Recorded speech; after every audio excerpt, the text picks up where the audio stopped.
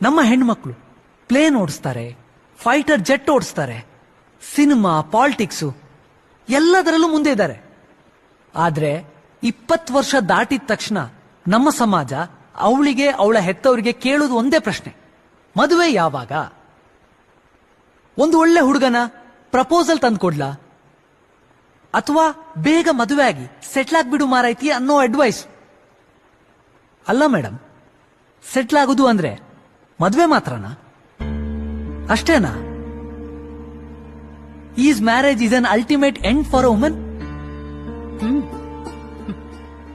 ಇನ್ನೊಂದು, ಇದೇ ಸಮಾಜ ಇದೇ 20 ವರ್ಷ ದಾಟಿರೋ ಹುಡುಗಿಗೆ ಯಾವತ್ತಾದ್ರೂ ಫಿನಾನ್ಷಿಯಲಿ ಸೆಟ್ಲ್ ಆಗಿದ್ಯಾ, ಜಾಬ್ ರೆಫರ್ ಮಾಡ್ಲಾ, ಬಿಸ್ನೆಸ್ಗೆ ಹೆಲ್ಪ್ ಮಾಡ್ಲಾ, ಇನ್ವೆಸ್ಟ್ಮೆಂಟ್ ಮಾಡ್ತೀಯಾ ಅಂತ ಕ್ವಶನ್ ಕೇಳ್ತಾರಾ? ಇಲ್ಲ.